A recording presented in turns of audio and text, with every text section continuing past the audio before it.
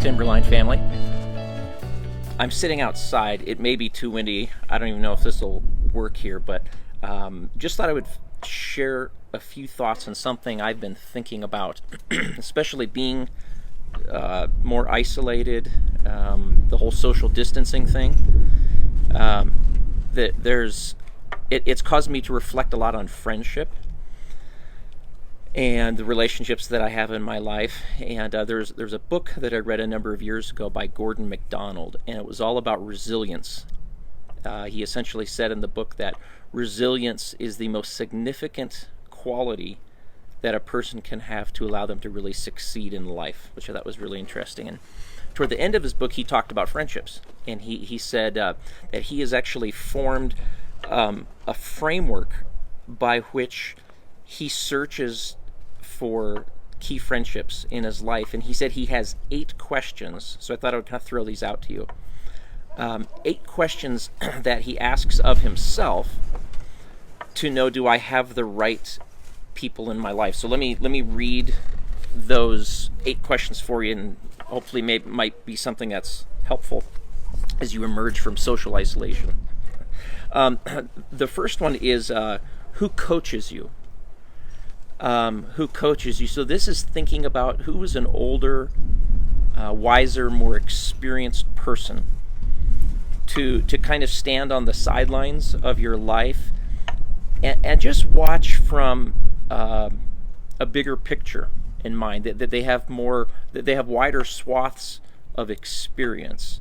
And so when you come to them as a sounding board, they're just coming with so much more experience in their life. The second question that he asked was, who stretches your mind? Who stretches your mind? So these would be someone who isn't afraid to poke or to prod or to challenge your thoughts. Maybe my thoughts on politics, my thoughts on theology, maybe even pushing back or questioning my sense of assurance or self-confidence in my life direction. Could be someone who is challenging my way of leading, like how I'm doing leading right now. But I think of people who have been those who've stretched my mind. They tend to hand me books on topics that are outside of my discipline, and so they're stretching my ideas. The third question he asks is who listens to and encourages your dreams, which is an interesting one. Who listens to and encourages your dreams? My need to imagine and to dream, I think, is done best.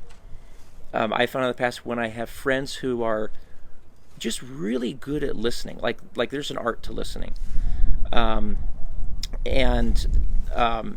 they're not immediately critical of what I'm dreaming about or thinking about, but they're really good at helping me see the possibilities of my future. Number 4 is who will protect you. So these are friends who won't let others slander you, misrepresent you.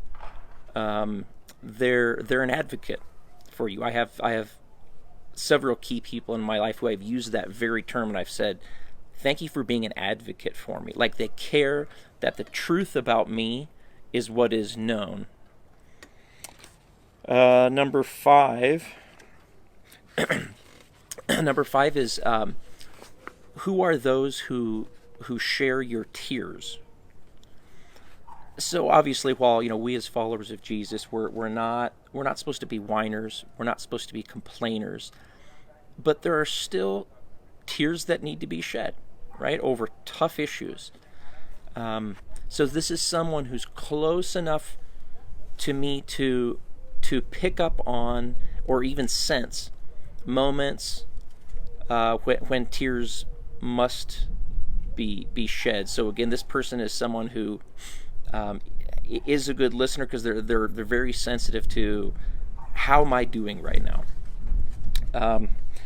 Number 6 is who rebukes you, which is an interesting one. I don't like those people in my life. I intentionally keep those people out. And again, this is not someone who just loves to tell you you're wrong or you're not good enough. But this is someone who loves you enough to speak correctively. Maybe that's a good way to put it. I think of that passage. I think it's in the wisdom literature of the Hebrew Scriptures, and it says, "Faithful are the wounds of a friend." So that's number 6. Number 7. Number 7 is who plays with you. This is someone who is comfortable with extended moments in your day or in your time when all work comes to an end. All work conversation comes to an end. There's not conversation about work issues where really the desire to just be refreshed, like in your body and your mind, that is the chief priority.